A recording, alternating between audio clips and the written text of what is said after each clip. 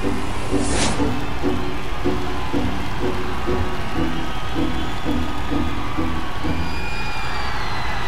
you are what you say you are, a superstar, then have no fear. The camera's here and the microphones, and they wanna know,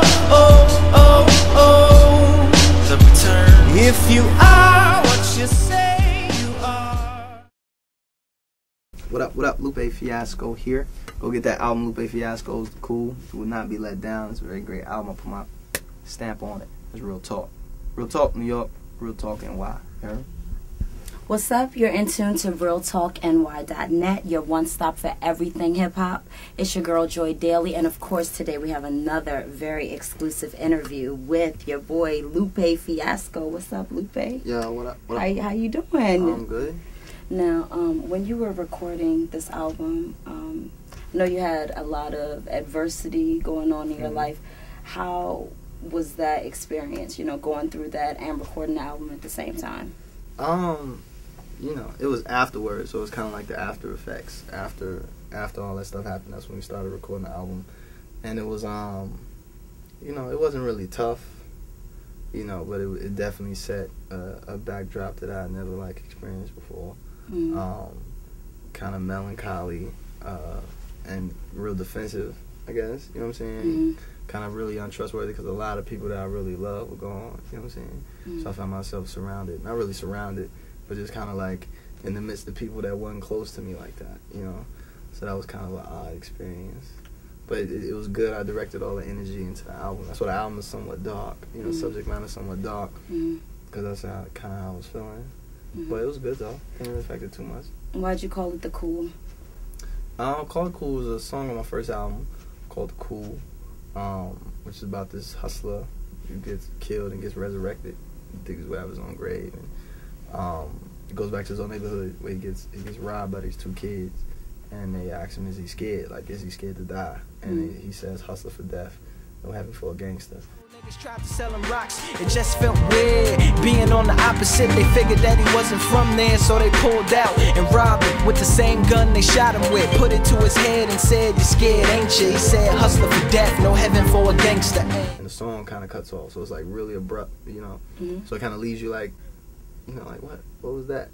So on this album, I expanded on it, kind of explained it out, introduced the character a little bit more fuller, gave his life story, his rise to power, his death eventually, you know, and that was the kind of like the premise for this album, like a little like concept album, really nice. Okay, let's get into the three characters. You have Michael Young History. Now, is that a play on words? Is it saying my cool young history? Or yeah. That's what that is? Yeah. Tell us a little bit about the meaning behind that character. No? Don't wanna? Okay. Not on that end. But he's he is the cool though. You know what I'm saying? He's actually played by Kadeem Hardison, you know, on the album inserts and in the videos and other stuff that we got playing. But he's like the quintessential kid who grew up single parent home, led astray, you know, raised by the game, falls in love with the streets, becomes this hustler, you know, gets killed. So it's the really kind of cliche life, you know, of a gangster. Well, the cool is Michael Young History. Michael Young History is up to the point where he's alive, but his nickname is Cool. You know, because his name is Michael, so his nickname is Cool. The Streets is kind of the female in the story. She's like a temptress, like, you know, but she's actually if the streets was real, what would it look like? You know what I'm saying? Kind of like, you know, Nas, I gave you power when the gun was talking, but it was a gun, you know, in the story. This is like the streets talking, you know.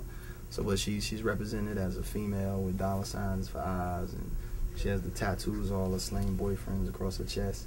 But as you get closer to her tattoos and start to read them, it says like, it'll say Michael Young History, but then it'll say like Al Capone, and then it'll say like King Tut, and then it'll say like Alexander the Great. So it's like she's ancient, like she's old, like she's been around forever. You know what I'm saying? A temptation to live a fast life, so to speak. Yeah. Very interesting. Okay, now let's get into some of the tracks on the album. Dumb It Down. We ain't graduate from school, nigga. Them big words ain't cool, nigga. They're trying to graduate from school, Lou. They're starting to think that smart is cool, Lou. They're trying to get about the hood, Lou. I'll tell you what you should do. Tell us a bit about, writing that and why you came up with that. It was the first song that I wrote after like a long hiatus from being on tour, and it was just like, ugh, like all the lyrics just came out. So it was mad dense, mad complex. Because it's the first time I wrote in a long time, so that's what just came out. And so we had did one hook, and it was real basic. And my man was like, "Yo, why don't you do another hook? Just do another hook." And so we was like, "Alright, what hook we gonna do?" Like the verses is mad complex, it's Dumb It Down, and then Dumb It Down started to come out, and then we just started to come up with a lot of different kind of situations where people like, "Yo, Lupe, dumb it down," because people really say that, like, "Yo, your words are too big, it's too complex, you're saying too much," And so it's kind of taking the shot back, like taking the ammunition from my naysayers, like, "Oh, I know what I'm doing. I know it's over your head. I know the words are big. I know it's not. I know it's some nerdiness. I know, but it's nice, So, yeah. So why do you think that the radio, is so afraid to play those profound lyrics? Because I don't make radio records, I don't know how to make a number one record, so I don't try to. I don't even attempt to make a number one record.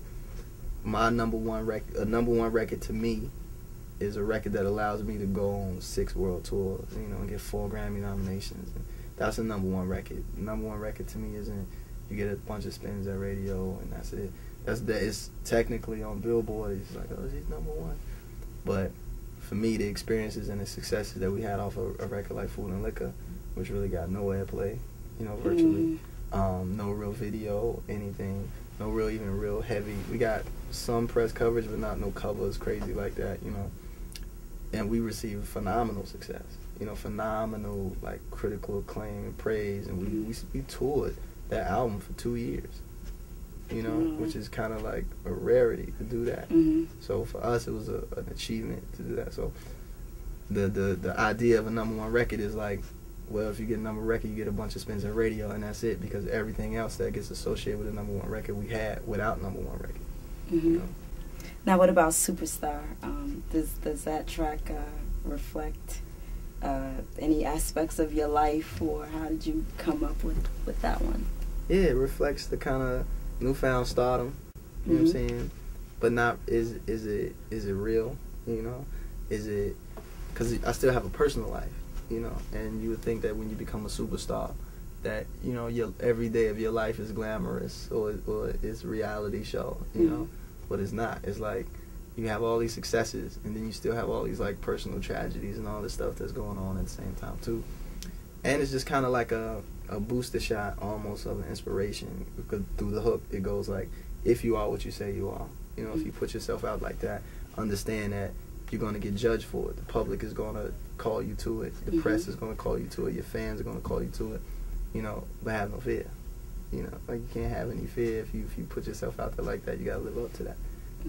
So it kind of motivates me in a way. And it was weird because it was motivating other people. The response from the record was like, yo, it's very motivating. I feel when I get up in the morning and listen to Superstar, I feel like I could just do anything. You are the